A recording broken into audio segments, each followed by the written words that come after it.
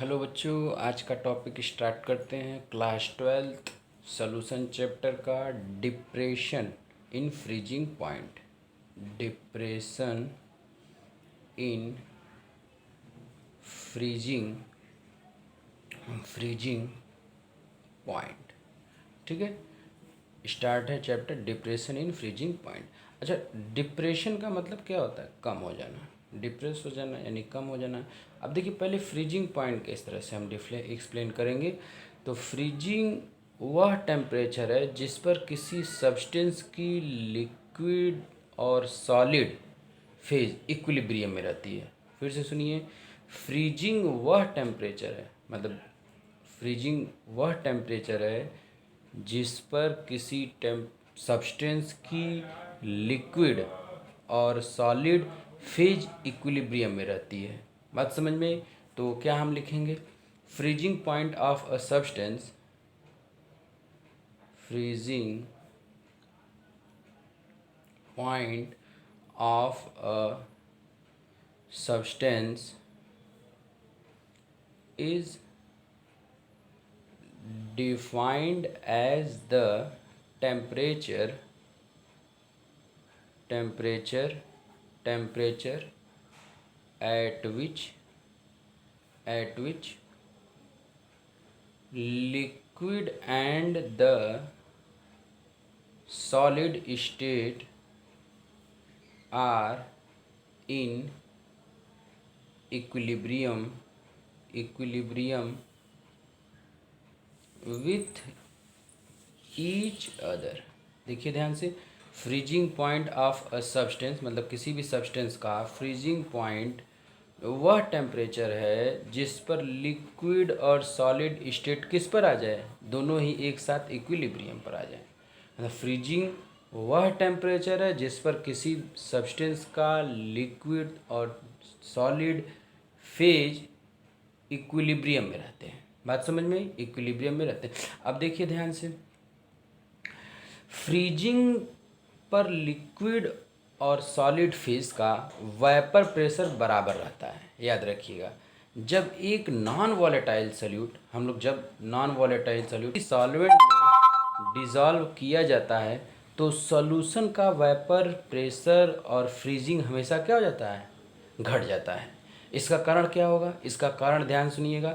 Solution और solid equilibrium में solution और सॉलिड इक्विलिब्रियम में तभी हो सकते हैं जब सॉलिड सॉल्वेंट का वेपर प्रेशर कम हो जाए।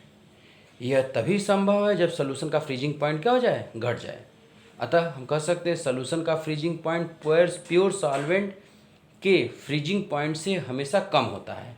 और जब सॉल्यूशन का फ्रीजिंग पॉइंट प्योर सॉल्वेंट के फ्रीजिंग पॉइंट से कम हो जाएगा तो इसी को हम लोग क्या बोलते हैं? डिप्रेशन इन फ्रीजिंग पॉइंट, यानी फ्रीजिंग पॉइंट में कमी होना। किसका? सॉल्यूशन का। किसके कंपेरिजन में? सॉल्वेंट के कंपेरिजन में। इसको ग्राफ से हम लोग समझेंगे, ध्यान समझिएगा। जैसे इस तरह से हम लोग ग्राफ बना रहे हैं, यहाँ पर हम लोग वेपर प्रेशर बना रहे हैं इस तरह से, और यहाँ पर इस साइड टेम्परेचर है, टेम्परेचर। अब देखिए ग्राफ में आप बुक में देखेंगे इस तरह से दिया हुआ है, ऐसे। ये एक पॉइंट है, ध्यान समझिएगा। ये लिक्विड प्योर सॉल्वेंट है, ये जो है ग्राफ लिक्विड, बात समझ में आई? प्योर सॉल्वेंट, यानी इसमें सॉल्यूट नहीं मिला है, प्योर सॉल्वेंट है। और इसके लिए हम लोग जो यूज कर रहे हैं P0A, बात समझ में? P0A। अब इसके नीचे आपको देखिए ध्यान से, एक ग्राफ ऐसे मिलेगा इस तरह से। ये जो है यहाँ पर, ये सॉल्यूशन का ग्राफ है। किसका ग्राफ है? सॉल्यूशन का। इसको हम लोग PS से रिप्रेजेंट करते हैं। बात समझ में आई? PS total pressure of the solution, और ये partial pressure of liquid A, ये total pressure of the solution. अब देखिए ध्यान से, इस पॉइंट पर जो है सॉल्वेंट जो है वो लिक्विड जो है वो इस पॉइंट पे आके सॉलिड में कन्वर्ट हो रहा है, सॉलिड सॉल्वेंट में कन्वर्ट हो जा रहा है। और जैसे ही सॉलिड सॉल्वेंट में कन्वर्ट हो रहा है तो यहाँ से ये इस तरह से लाइन खींच रहा है। ये देखिए, ये जो पॉइंट है ये सॉल्यूशन का पॉइंट है। मतलब यहाँ पर जो सॉल्यूशन वो लिक्विड फॉर्म में है और इस पॉइंट पे आके वो सॉलिड में हो जा रहा है। सॉलिड सॉल्यूशन हम कह सकते हैं। ऐसा सोल्यूशन जो है वो सोल्यूशन है लेकिन सॉलिड फॉर्म में हो गया, जमने के कगार पे हो गया है। और यहाँ पर क्या है, वो सॉल्वेंट है जैसे वाटर है, और इस पॉइंट पे आके वो वाटर सॉलिड सॉल्वेंट यानी जमने के कगार पे आ गया है। और इस पॉइंट और इस पॉइंट, तो ये लास्ट पॉइंट होगा, यहाँ इसका ये पॉइंट इसका यहाँ पे लेंगे, इसका पॉइंट यहाँ लेंगे, और ये वेपर प्रेशर है। तो बताइए सोल्यूशन का वेपर प्रेशर नीचे, ये नीचे भाई, इसके कंपेरिजन में ये नीचे है, तो सोल्यूशन का वेपर प्रेशर कम है। लिक्विड का, प्योर लिक्विड का वेपराइजेशन ज़्यादा है, और वेपराइजेशन ज़्यादा होगा तो उसका वेपर प्रेशर भी ज़्यादा होगा, इसका वेपर प्रेशर कम होगा, इसका वेपराइजेशन कम होगा। तो यहाँ पर डेल्टा टी एफ और यहाँ टी नॉट एफ, बात समझ में, इसी के बीच का जो डिफरेंस है उसी को डेल्टा टी एफ से रिप्रेजेंट करते हैं। तो हम लोग लिखेंगे delta T F equal to T not F minus T F, जहाँ टी नॉट एफ जो है वो किसके लिए है, सॉल्वेंट के लिए। टी एफ किसके लिए बताइए, सॉल्यूशन के लिए यूज किया गया है, फ्रीजिंग, यानी कि टी एफ जो है वो फ्रीजिंग सॉल्यूशन के लिए यूज किया गया है, और यहाँ पर किसके लिए यूज किया गया है, सॉल्वेंट के लिए यूज किया गया। अच्छा, यहाँ से यहाँ तक देखिए, बुक में आपको नहीं मिलेगा, यहाँ से यहाँ तक इसको हम लोग डेल्टा पी कहेंगे, याद रखिएगा डेल्टा पी। अभी इसके बारे में हम लोग एक्सप्लेन करते हैं। अच्छा, पहले ये ध्यान से समझिएगा, डेल्टा टी एफ क्या है। Delta T F depression in freezing point due to, हम पूरा वर्ड लिख दे रहे हैं, due to addition of non volatile solute. मतलब कि फ्रीजिंग पॉइंट में कमी आ जाना किसके ऐड करने पे, नॉन वोलेटाइल सॉल्यूट के ऐड करने पे। और जब नॉन वोलेटाइल सॉल्यूट सॉल्वेंट में ऐड करेंगे तो किस में कन्वर्ट हो जाएगा, सोल्यूशन में, और जब सोल्यूशन में कन्वर्ट होगा तो उसके फ्रीजिंग पॉइंट में कमी आ जाएगा, इसलिए ये इसका पॉइंट ऊपर है और इसका पॉइंट नीचे है, याद रखिएगा। बात समझ में आई। अब देखिए ध्यान से, हम लोग जानते हैं delta P equal to P not A minus P S होता है, जहाँ पी डेल्टा पी क्या है, lowering in vapour pressure. Lowering का मतलब क्या हो गया, कम हो जाना, लोअरिंग इन वेपर प्रेशर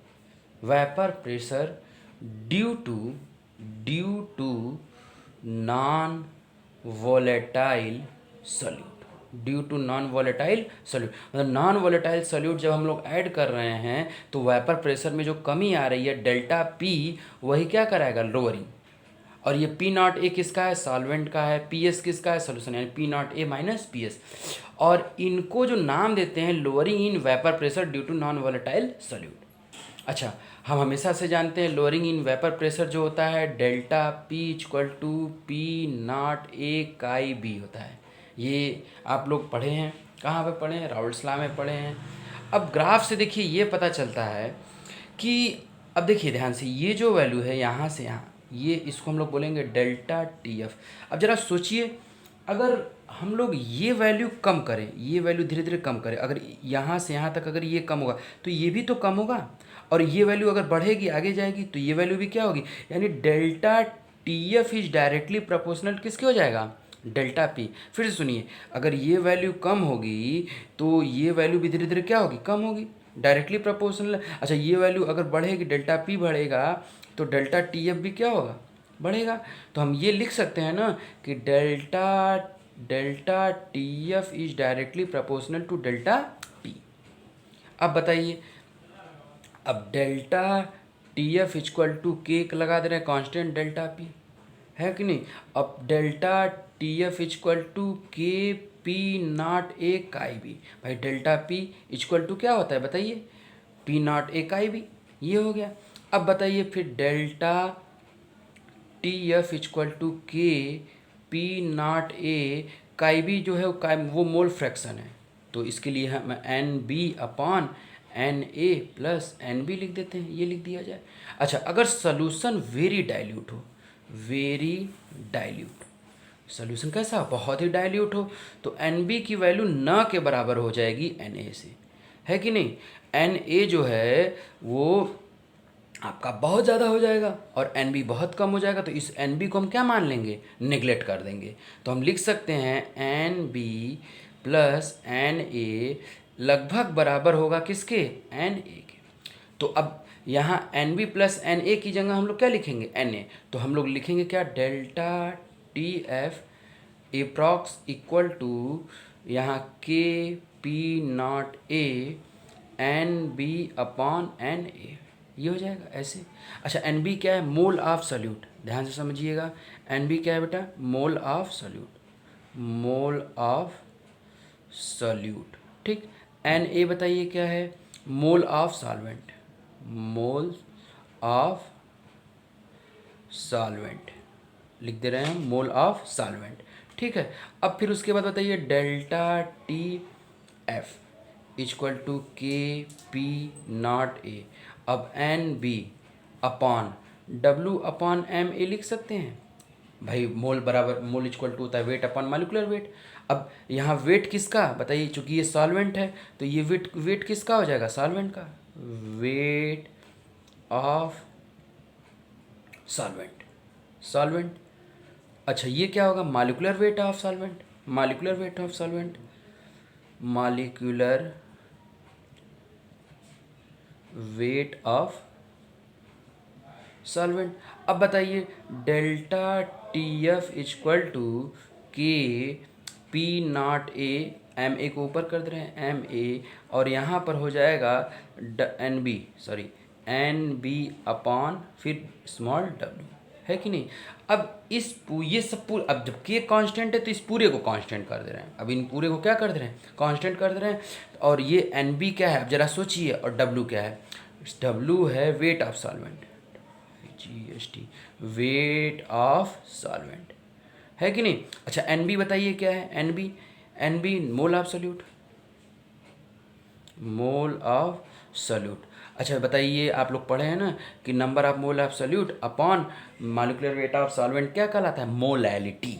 तो हम लोग लिख सकते हैं ना कि इन दोनों की जगह हम लोग क्या लिख दें, मोलैलिटी। तो delta T F is directly proportional to small M, हो गया कि नहीं, देखिए ऑटोमेटिक फार्मूला बन गया, है कि नहीं। एक तरह से रिलेशन आ गया मोलैलिटी और डेल्टा टी एफ के बीच में। ये आपको बुक में नहीं मिलेगा, इसको समझाया गया है कि कैसे मोलैलिटी डेल्टा टी एफ के डायरेक्टली प्रोपोर्शनल होता है। बात समझ में आ गई। अब बताइए delta T F equal to K F small M, ये लिख सकते हैं। अब के एफ कॉन्स्टेंट हटाने, कॉन्स्टेंट लगा दिया हमने। अब के एफ क्या है, के एफ को हम लोग बोलेंगे, ध्यान समझिएगा बेटा कि फिर से सुन लीजिए, यहाँ पर ध्यान से समझिए, समझने की कोशिश करिएगा। हमने कहा था कि ये स्मॉल, अरे M A molecular weight of solvent, molecular weight of solvent, M A को ऊपर कर दिया गया तो K P not A M A, इस पूरे को क्या मान लिया गया, कांस्टेंट, ये पूरा कांस्टेंट हो गया। जब के कांस्टेंट होती है पूरा कांस्टेंट हो गया। तो एन बी अपॉन डब्ल्यू, अब N B mole of solute, W क्या हो जाएगा, वेट ऑफ सॉल्वेंट। अच्छा weight of solvent, weight of solvent यानी कि, और ये क्या है, number of mole of solute, यानी number of mole of solute upon weight of solvent क्या कहलाता है, मोलैलिटी। यानी ये आपका क्या कहलाएगा, मोलैलिटी, यानी स्मॉल एम कहलाएगा। तो हम लोग लिख सकते हैं ना delta T F is directly proportional to small M. तो यही चीज़ लिखा गया है। अब ये देखिए रिलेशन आपको बुक में नहीं मिलेगा, delta T F is directly proportional to small M. Proportional हटाने के लिए के एफ लगा दिया गया है जहाँ, तो delta T F equal to क्या हो जाएगा, के एफ स्मॉल एम, जहाँ एम क्या है, मोलैलिटी हो जाएगी, मोलैलिटी, ठीक। एन बी अपॉन डब्ल्यू की जगह हमने क्या लिखा है, स्मॉल एम, मोलैलिटी। अब के एफ को क्या बोलेंगे, के एफ को बोलेंगे cryoscopic, cryoscopic constant, cryoscopic constant या मोलर डिप्रेशन कांस्टेंट, या इसी को बोलेंगे molar depression constant, molar depression constant. बात समझ में। अब देखिए ध्यान से, अब इसके बारे में ध्यान समझिएगा कि अब के एफ है स्मॉल एम, तो delta T F equal to K F, हम लोग ये मोलैलिटी है भाई, ये तो मोलैलिटी है, सॉरी ये मोलैलिटी है, तो इसके लिए number of mole of solute यानी W upon M upon mass weight या mass of solvent in KG, है कि नहीं, ये लिख सकते हैं। अब अपॉन 1 कर दिया जाए, delta T F equal to K F small W upon small M into capital W. कभी कभी यहाँ स्मॉल एम की जगह बहुत सी बुक में कैपिटल डब्लू दिया, कैपिटल एम दिया है, तो उससे घबराने की ज़रूरत नहीं है। और ये फार्मूला है, इसी फार्मूले पे न्यूमेरिकल आता है। जहाँ आप बताइए, अब एक एक को हम एक्सप्लेन कर रहे हैं। जहाँ डेल्टा टी एफ क्या है, depression, depression in freezing point. आप इस पूरे नोट्स को कॉपी कर लीजिए, इस पूरे नोट्स को कॉपी करिए। देखिए हम एक बार फिर से दिखा दे रहे हैं, ये पूरे नोट्स को आप कॉपी करिए, कैसे बनाया गया है। ये बुक में भी नहीं समझ में आएगा आपको, ठीक है। इस तरह से देख सकते हैं। तो डिप्रेशन इन फ्रीजिंग पॉइंट, के एफ आपका क्या हो जाएगा, कांस्टेंट हो जाएगा। बेटा स्मॉल डब्लू क्या है बताइए, small W weight of solute, weight of solute in gram, ठीक। स्मॉल एम क्या हो जाएगा बताइए, molecular weight of solute, molecular weight of solute, है कि नहीं। कैपिटल डब्लू बताइए क्या कहलाएगा, capital W, capital W weight of solvent, weight of solvent, ठीक। यहाँ ग्राम में है, अगर केजी में रखना होगा ये ग्राम में, ये ग्राम में रहेगा। अगर ग्राम में तो यहाँ 1000 इंटू क्या कर देंगे, 1000 कर देंगे। तो इस फार्मूले पे आपका क्वेश्चन आता है, ये फार्मूला इम्पॉर्टेंट है। तो हमने दो चीज़ें पढ़ी, एलिवेशन ऑफ बॉइलिंग पॉइंट और depression of freezing point. Elevation of boiling point इसके प्रीवियस लेक्चर वीडियो में है, और डिप्रेशन ऑफ फ्रीजिंग पॉइंट यहाँ पर है। फिर से देख लीजिए, एक बार हम आपको समझा दे रहे हैं। यहाँ पर जो है कॉन्सेप्ट दिया गया है, ये सारी चीज़ों को एक बार फिर से देखिए, समझिए, इसको रोक के वीडियो को समझने की कोशिश करिए। बहुत ही अच्छा कॉन्सेप्ट समझाया जा रहा है, बुक में इस तरह से क्लियर नहीं हो पाएगा।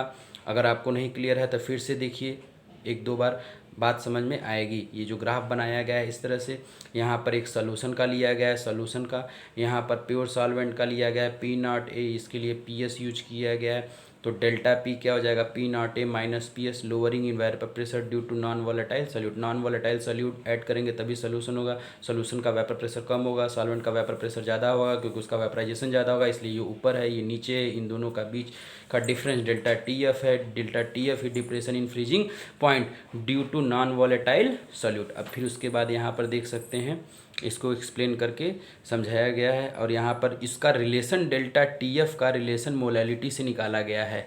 मोलैलिटी में से कैसे इसका रिलेशन है, डायरेक्ट बुक में delta T F equal to molality दे दिया गया है। बच्चे कंफ्यूज हो जाते हैं कि हाँ ये कैसे आया, तो delta T F is directly proportional to molality, यहाँ से आया। ये समझाया गया है कि ये बातें कहाँ से आ रही हैं। फिर delta T F equal to K F M, K F जो है वो कांस्टेंट लगाया गया है, जिसको क्रायोस्कोपिक कांस्टेंट कहते हैं। के एफ को क्रायोस्कोपिक कांस्टेंट कहते हैं बेटा, या इसी को मोलर डिप्रेशन कांस्टेंट कहेंगे, क्रायोस्कोपिक कांस्टेंट कह सकते हैं, या मोलर डिप्रेशन कांस्टेंट कह सकते हैं, है कि नहीं। फिर उसके बाद आप देख सकते हैं यहाँ पर जो है वो delta T F equal to K F into small W upon small M upon capital W हो जाएगा। फिर ये फार्मूला बनेगा, इसी फार्मूले पे न्यूमेरिकल पूछा जाता है। इस फार्मूले पे क्या न्यूमेरिकल पूछा जाता है। यहाँ पर जो आपको समझाया गया है इस पूरे लेक्चर का यही मतलब है कि delta T F is directly proportional to molality कैसे होता है। बुक में तो दिया है कि होता है, लेकिन कैसे होता है ये सारी बातें यहाँ